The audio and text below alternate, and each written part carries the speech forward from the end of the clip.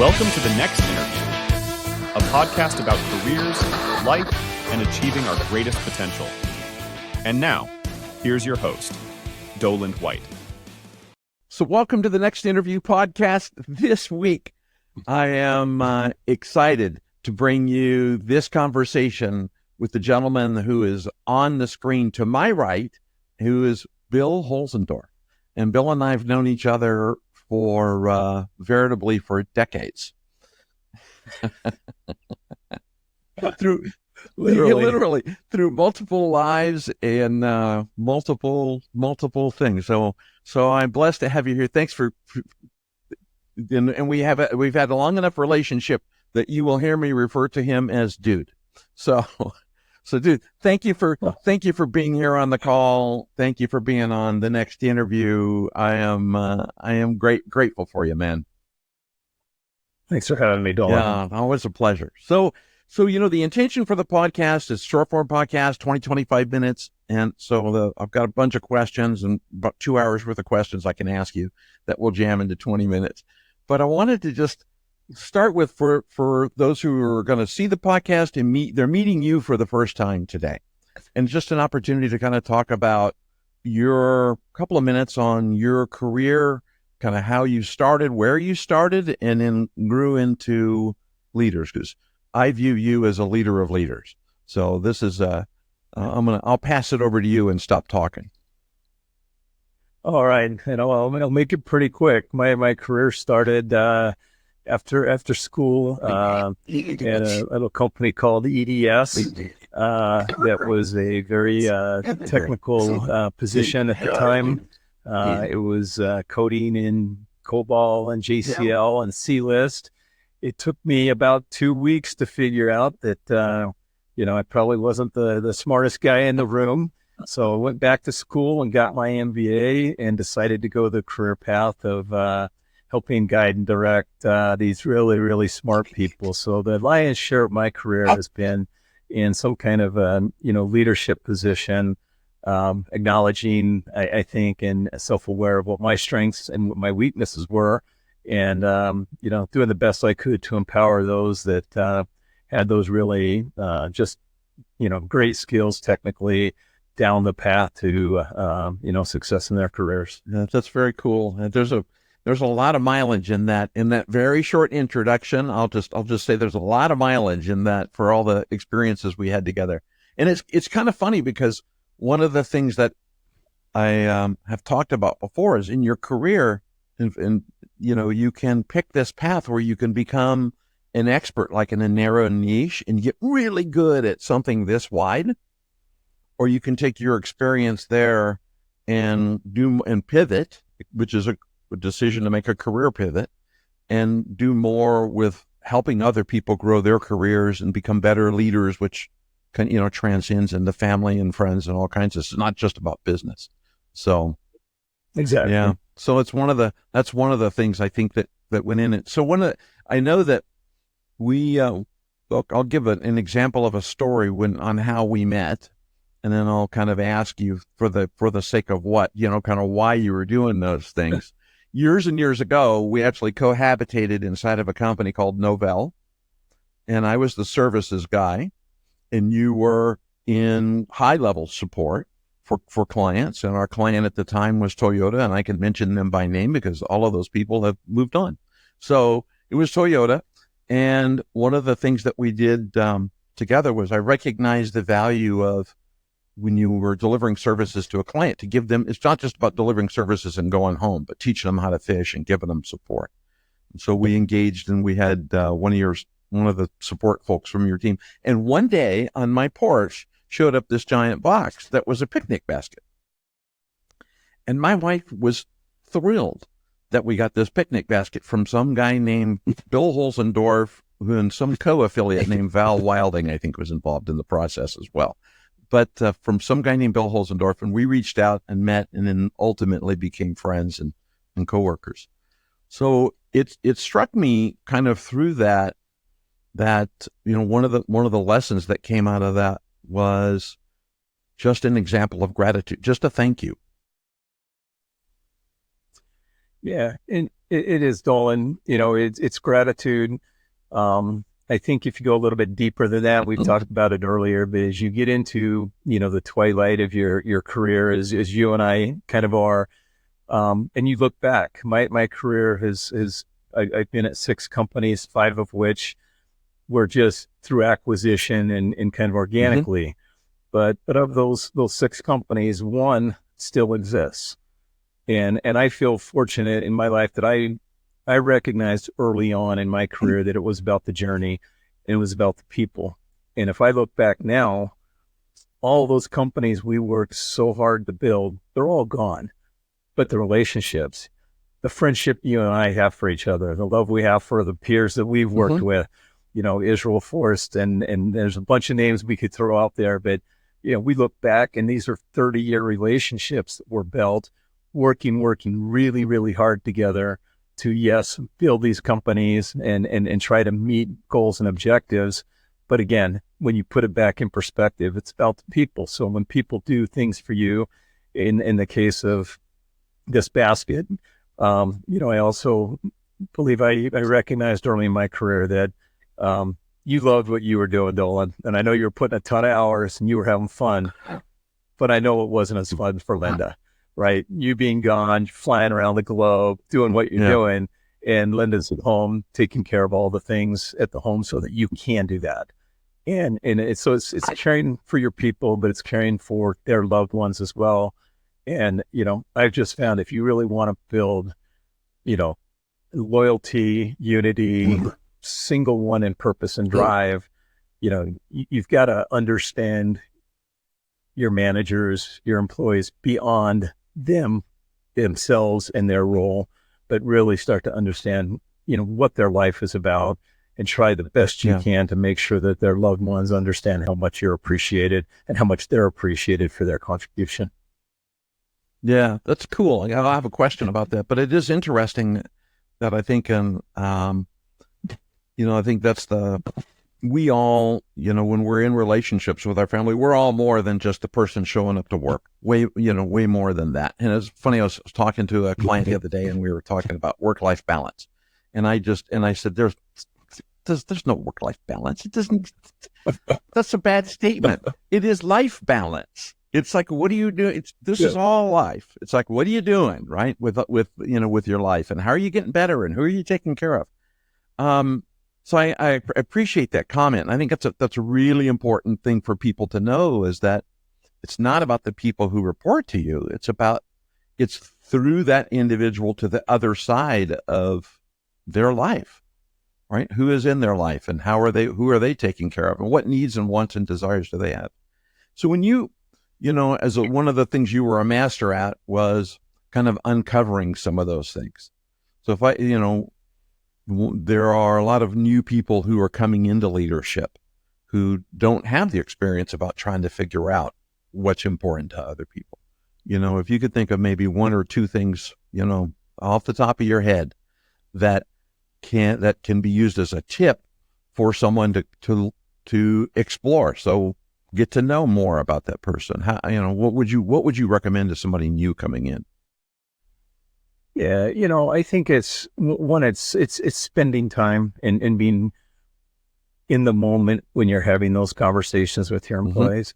I find it, often, when relationships and positions don't work out for individuals, that often happens at the interview process. You may not realize it until 2 weeks, 3 weeks, a few months later. But, for me, it's during the interview process, make sure that you're asking not personal questions, because, we don't want to get too deep into that, but probing questions to really understand who that individual is and kind of, they say, don't sit where you stand. Right. And so I'm going to take a stand and this is how I feel now. I'm not going to sit there. I can be moved. Right. And so when I interviewed, I often like to ask questions that I know the answer is wrong. It just hypothetically, hey, as a manager, when an employee makes, 2 strikes, I think they're out. How do you feel about that? Well, if you agree with me on that, you're probably not the right manager, right? So I want people that are going to question me, people that are going to think different than me. Yeah. I remember hiring a CSM, I think he was, but Mike Reed. And he and I, when he was in another organization, we just butted heads. And when I offered him a job, he's like, I can't, I applied, but I can't believe you offered it, Bill. And he said, why? And it was because, look, you don't just go along with everything we say, right? You're pushing the needle. You're questioning my thought process. And I think as leaders, we can look and say, hey, I've got 30 years of experience, but guess what? I've got 5 managers, 10 managers that each have 20 years of experience. Yeah. So that's 200 years against mine. And it's being, going into projects with a plan of how to execute. But again, don't sit where you stand, and be willing to listen to your people and understand that they bring different perspectives, and we're not always right as leaders, right? But we're paid to kind of play that role. But the reality is we're as good as the team, right?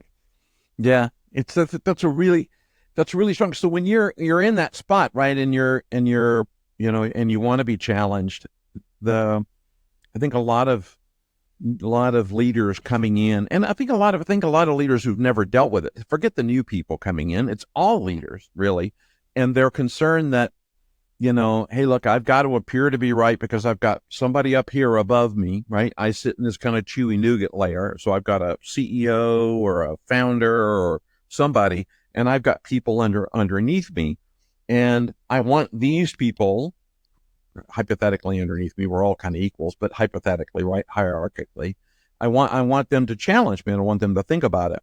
But they have fear in their mind around, but what if something goes sideways, right? This guy's going to get up, this person above me is going to get upset. I might lose my job, or something else, something punitive is going to happen. So how do you take steps to avoid that feeling of of being willing to take the risk? And a lot of it comes down to trust, right? So how do you build confidence to be willing to take that risk? It's trust, but it's also, Dolan, making sure that, one, you're giving the individual,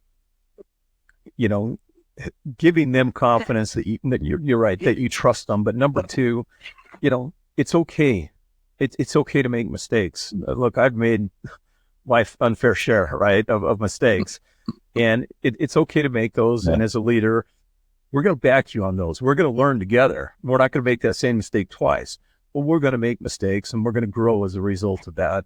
And I think if it's like the old story of, you're out to dinner with your wife, and she's, her water spills. What do you tell the waiter?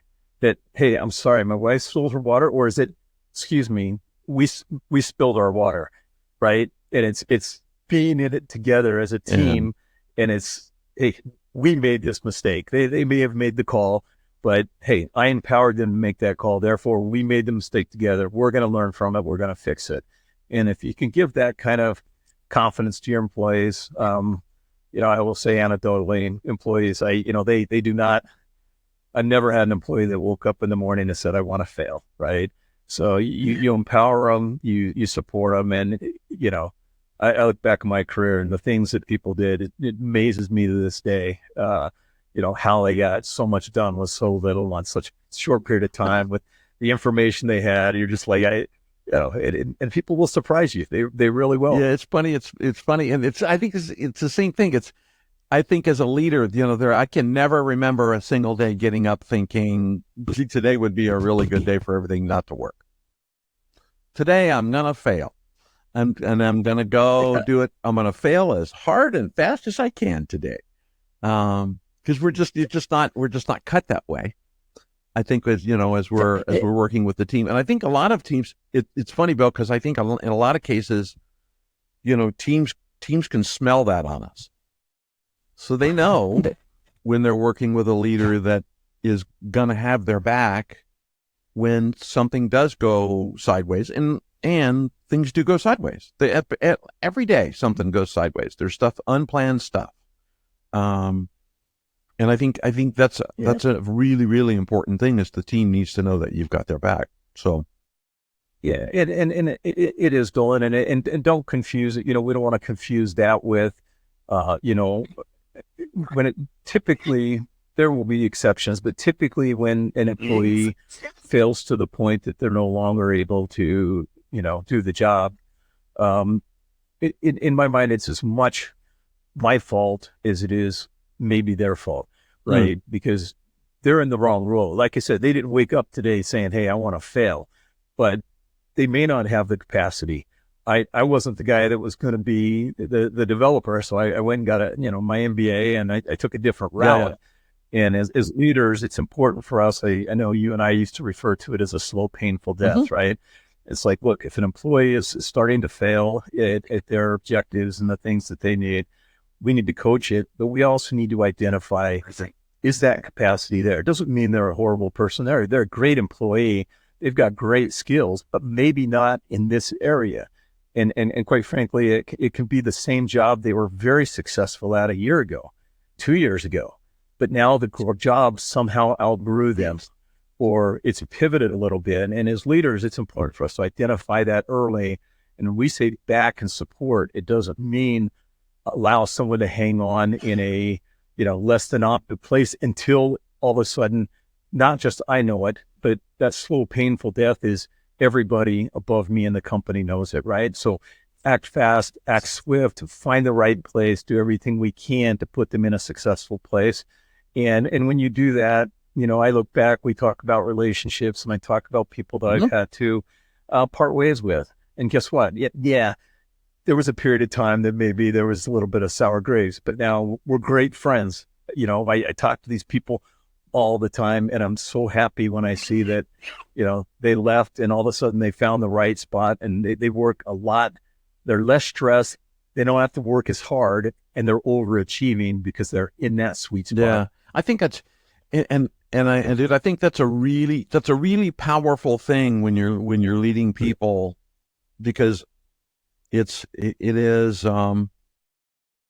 kind of I have this thought around, like, morale as an example, right? Team morale. There's no such thing as team morale. There's individual morale, right? Then it all stacks up together, right? There's that old kind of that saying about, one bad apple, blah, blah, blah. But it really is all about the art of, the individuals. And I love the idea around support doesn't mean you just keep letting them fail. If they're not in the right role, one of the biggest favors you can do for them is to help them go find the right role. Yeah, exactly. And then one of the things that I'll tell a little story here. So we happen to be at this company in Utah, and one day my phone rang, and you called me, and I was here in my home office, which looked very similar in those days to the way it looks now. And I picked the phone up, and you said, "Hey, dude, there's this opportunity in this company for this role that could be a step up for you. I think this would be something cool for you." And I took a pause and kind of went, I had an OS moment and kind of thought, so, did I miss goal? Have I missed goals? Am I out of here? Should I get a box? What are we going to go do? And it took a moment or two to unravel it around, your comment to me, which stuck with me forever. And I've since done this with many other of my employees. It's like, no. One of the things that I should be doing is watching out for you. And even if getting better means you leave my team, my job is to help you get to those steps. So first of all, it's a thank you for that moment in time, because it led me through many other paths in my career, even though I didn't leave when you told me to. But I just kind of curious about, as a leader of leaders, right? And a leader of managers, when you're thinking about, their well-being, and you're looking down, you're seeing things they can't see yet, because you've either been there and done it, or you've, it's experiencing things that that are coming that they don't know about yet. How do you kind of balance that watchfulness, right? To present them with opportunities and ways to grow their career and be better? How did you pick up that skill? I had a manager early in my career, Ron Porter. A lot of people know that name. I worked with him at a couple companies, and he was always a role model for me for looking out for others, and he made me aware of positions, and I remember how cool that was. And again, it gets back to that early acknowledgement or understanding in my career that it truly is about the people. And we had at the Novell days when we were talking, we had a team that I would probably argue was one of the tightest teams that I had ever, had the privilege of working with. And, there was no movement.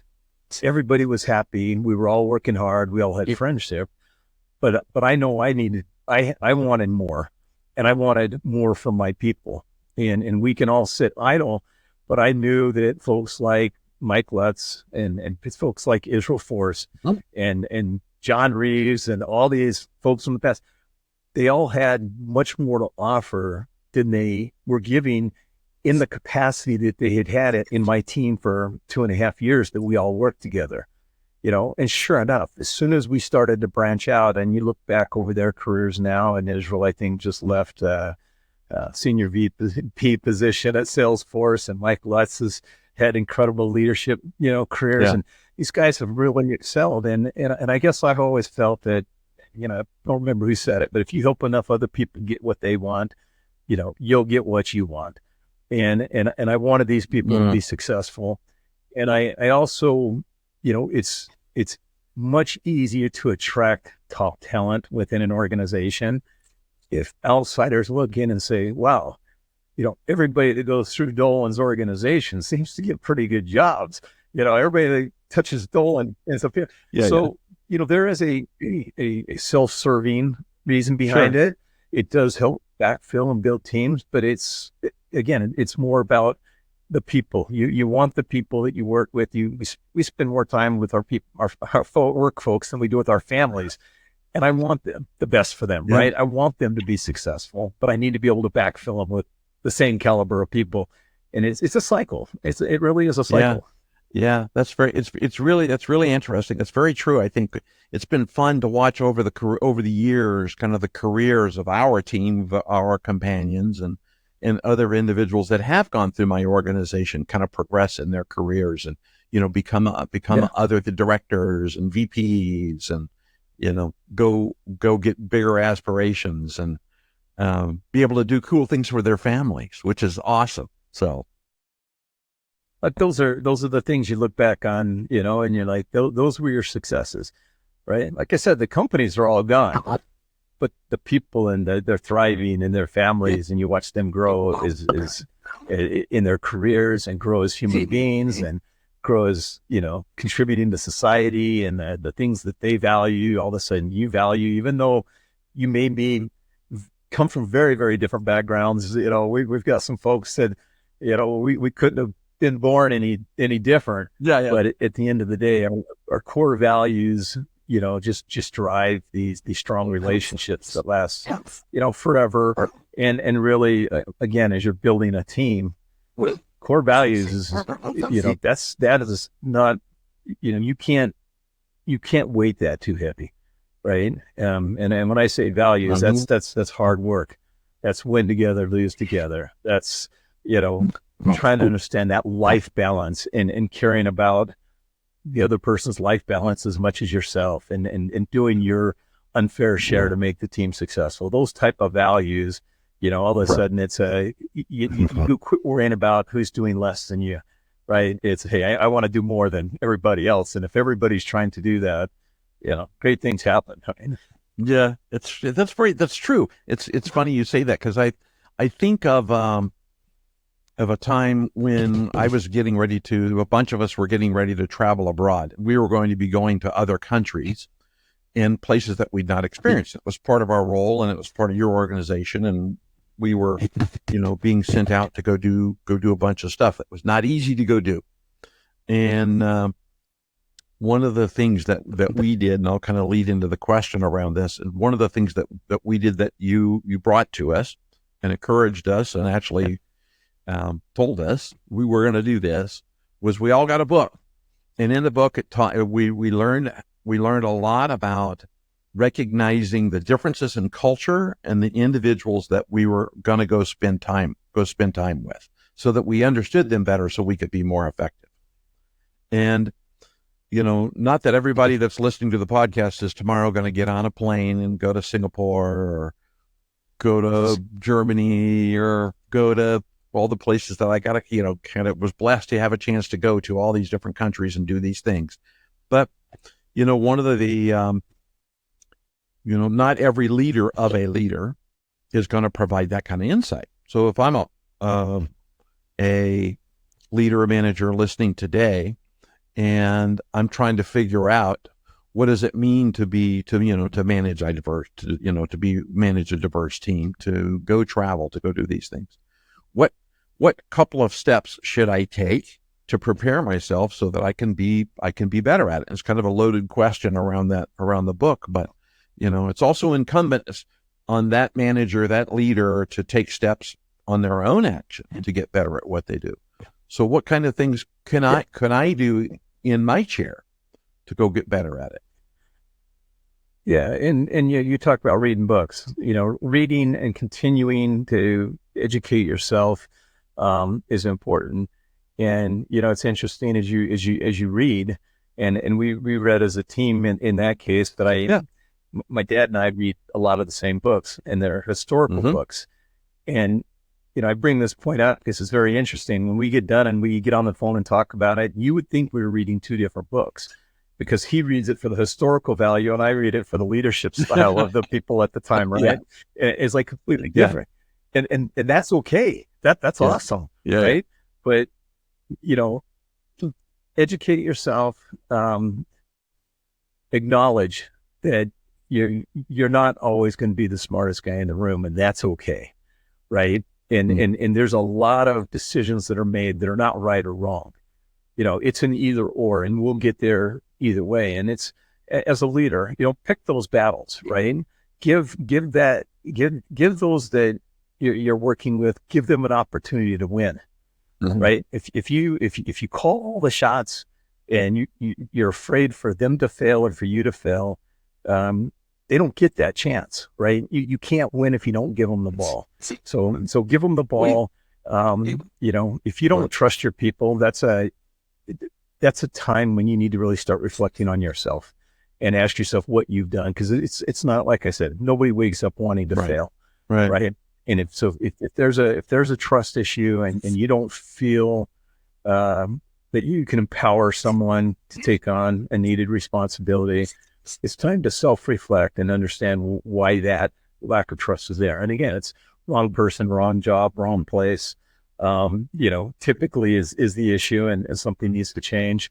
But, again, continue education. There's a lot of information out there, on management styles. And look, there's not a right and wrong one, right? You can read 20 books and you're going to get something good out of all of them. And you're going to get some stuff that you're going to kind of, shake your head at and wonder what's really all about, right? Yeah. But find a style that is going to work for you, and motivating your people is important, right? I had a recent GM that I worked for that his philosophy was you can pay them, you can love them, or you can put fear in them. And I think personally that's a horrible approach, right? Yes, pay is only a motivator for so far.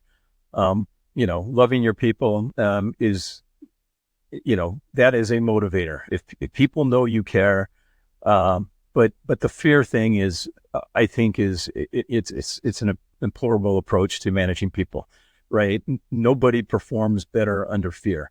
They may work longer hours, but they're not going to be as efficient and effective. You're never going to build somebody's morale by putting fear in them. And again, if you're at that point, then you need to, as a manager, start to look and say, is this person in the right place? Right. And what are we doing here? But, but there are books out there that probably came from a book, right? pay them, love them, or put the fear in them. Yeah. I personally don't buy into that philosophy. And so you got to read a lot of books to get the needles in the haystack and the things that are really going to work for you. Yeah. That's great. That's great advice. And I think that, there's kind of we were talking earlier about 3 tiers in our careers, right? There's coming in, there's those that are those that are just getting going, and they're suddenly in this CEO role or VP role or director, whatever the role happens to be.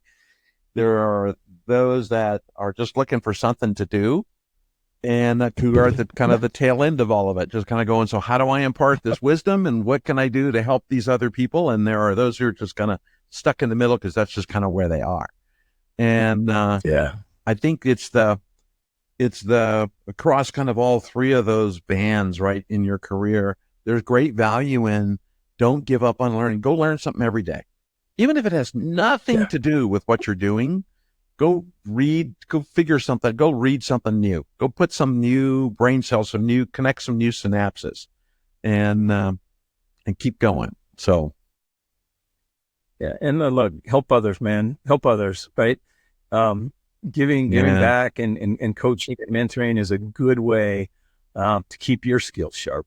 Right. So that the skills that you have acquired, don't go stagnant on you. So find someone that needs help, that may not even know they need help, and they may not even need to know that you've taken them as a little project. I shared with you earlier. I got a little part-time gig here going, and it's I've got a manager or a supervisor that's been trying to be a manager for a long time, and as he asked me what my ambitions are, my goals.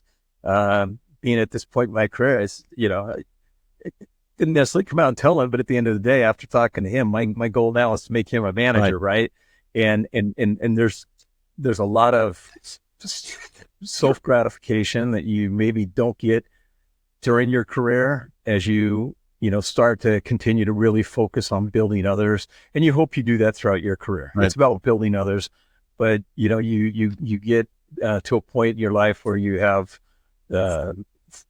you're fortunate enough to have the time and the energy to work with people and help some people that they're so close, and all they need is someone to, just give them a little bit of a nudge and give them a little bit of tweaking in some of the things they're doing. And it all comes from the experiences that we've had. And, there's so much gratification that comes out of that. And so getting that gratification is, I think that's the key to longevity in a career, right? If you're not finding that satisfaction, money is only going to last so long, right? I mean, that's true. Money does not equate to success. Not a motivator. That's just a part of it. Money is merely a measure. So, well, it's a measure, and it's a necessity, but it's got to be. It's got to write down there a ways to get that life fulfilling career. Yeah, right? Very true. Well, I'm gonna wrap us down on our time, and because we're here and we're coming up on about a half hour, and I am grateful. There's 2 things I'm gonna ask of those that listen to this podcast. The very first thing is, if you enjoyed the conversation with Bill, give the podcast a like, or share.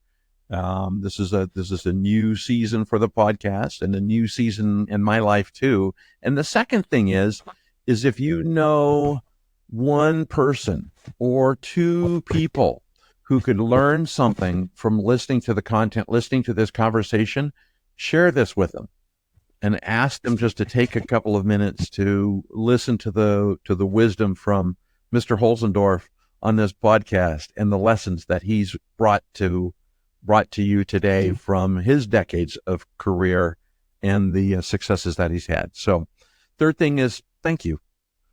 Just thanks for doing this, man. I'm grateful for you, always grateful for you, and glad to be a part of your life, and you're a part of my life, and glad that we're here. All right. Thanks, dude. I think we're out. We're out. Shaka. You've been listening to the next interview. For more information about today's guest, be sure to visit the show notes. If you enjoyed the show, Give us a follow and be sure to join us here on the next interview.